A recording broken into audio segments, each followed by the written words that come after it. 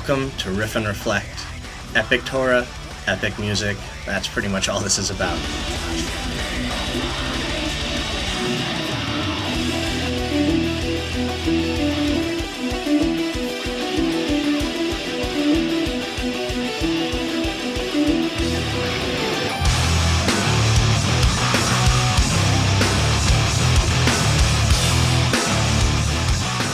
I wanted to introduce what I'm calling Hashem's warrior.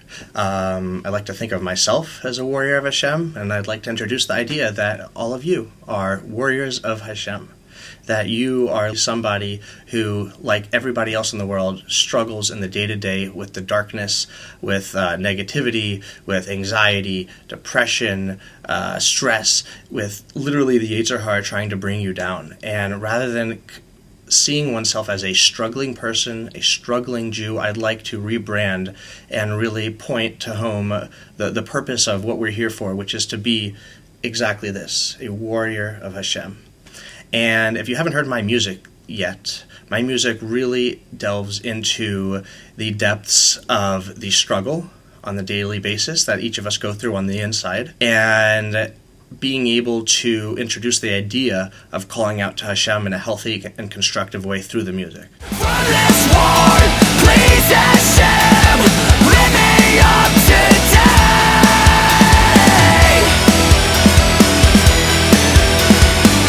Now, this being episode 1 of the podcast is actually going to take a little bit of a different direction than I originally intended, in that this is not going to be about the darkness on the inside.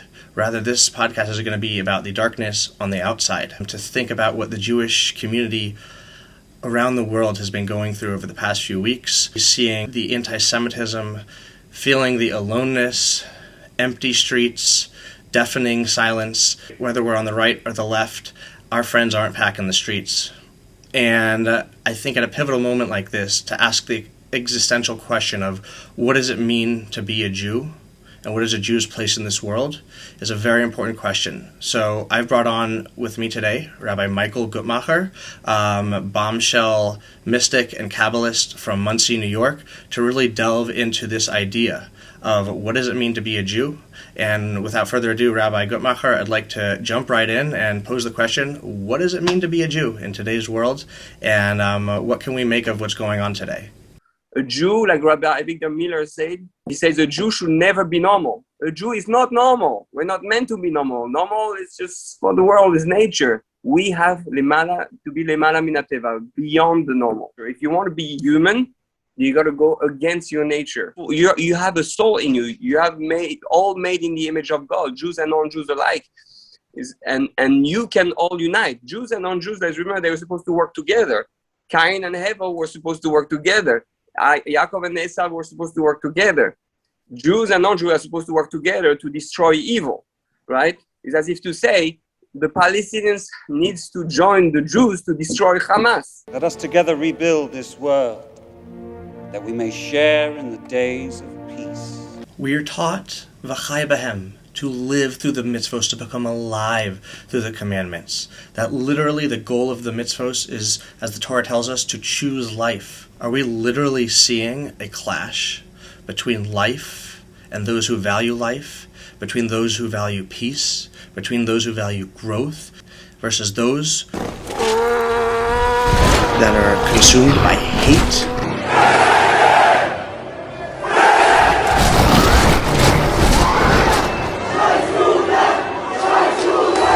That glorify death,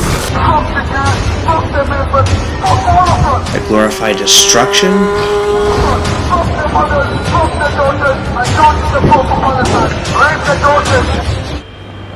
love death, and if they think life begins, for us, we believe that death begins. We believe that life begins at death. We don't care about death. We love death. How poetic would it be if the war to end all wars was those who love life versus those who love death? I want to fight for the side that fights for the living.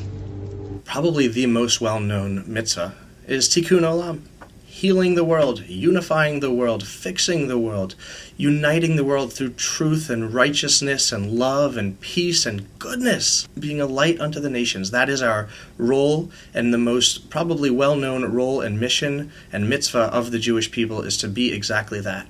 So could one infer that through being a light unto the nation and spreading positivity in this world is our ultimate goal, to use our light to shine away and erase and defeat the evil and the darkness? Yes, exactly. It's like, it's not that, oh, there's evil and we have to fight evil. No, that evil was created by God. The snake, the Nachash, was created by God for us to rise up to the challenge so that we can achieve our Olama, to achieve that super transcendent thing. So it's good for us too. The problem is we have waited too long and the damage has been big, and now we don't even believe in ourselves.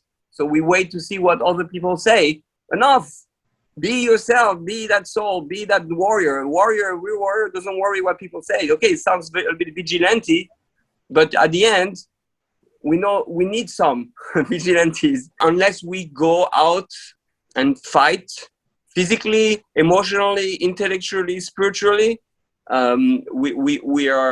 we're not going to get the trophy at the end. So I think I'm following that what you're saying by fight is that we need to bring the fight to the natural world. We need to fight against that which is primal, that which is natural. Your hate has made you powerful. Fulfill your destiny and take your father's place at my side.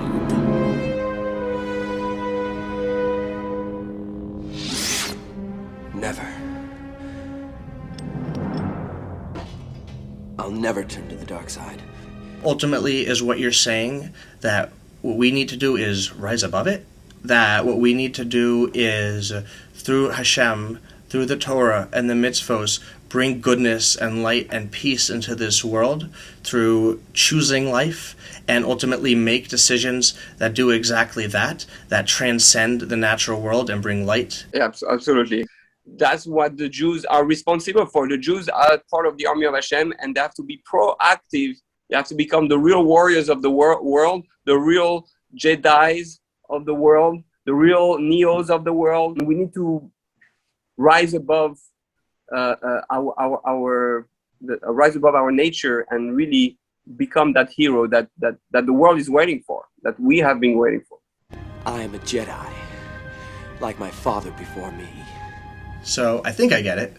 You know how at the end of probably every movie that's about good versus evil, you have, whether it's Harry Potter or Lord of the Rings or Star Wars or whatever it is, there's always this moment where the hero has an opening to come in and strike down the bad guy, but in a frustrating moment of moral righteousness decides not to. And it's like, oh my God, just kill the bad guy, put an end to this, and you'll live happily ever after. But the good guy ultimately chooses to take the high road.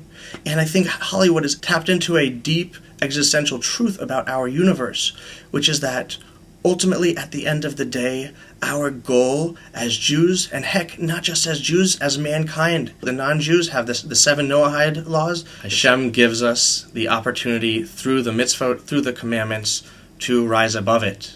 The basics: don't murder, don't steal or kidnap, don't cheat. So many things about just being an upright, honest, compassionate, kind, good person. That is the point. And we can wage this war spiritually. And that's the message I want to leave you with.